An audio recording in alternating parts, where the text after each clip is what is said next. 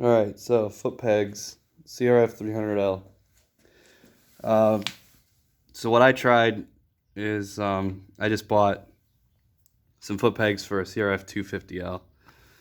Because again, like nothing's ever in stock for a 300L. I don't even know if there's actually technically any parts out there yet, like foot peg wise for one or not. But the 250L ones seem to work just fine.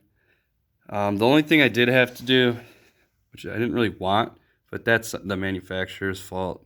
That's not anything to deal with the 250 versus 350. Is the spring that they gave me, and I even tried the stock one, and it was the same problem. It just wasn't wide enough where it needs to fit over top of the foot peg right there. So I'll show you with the stock one. So this right here is where the spring sits over top the foot peg.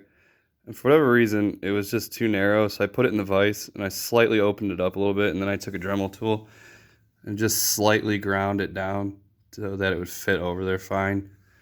Not a big deal in my opinion.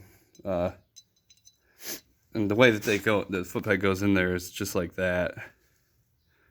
So you put that straight part of the spring into the notch. There's a little hole in the frame, and it sits in there, and then that bent end sits over top on the lip of the foot peg there. And then that center pin just slides through the entire assembly.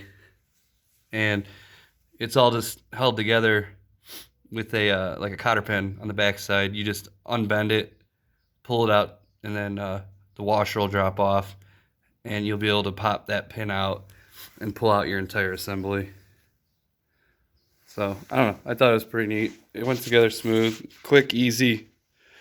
Looks good. The profile on these ones is slightly wider than stock. Definitely a ton more grip to them. There's the stock one in comparison. It's just ever so slightly wider. And it's actually just a tiny bit narrower. So it's not quite as long, but a little slightly more wide.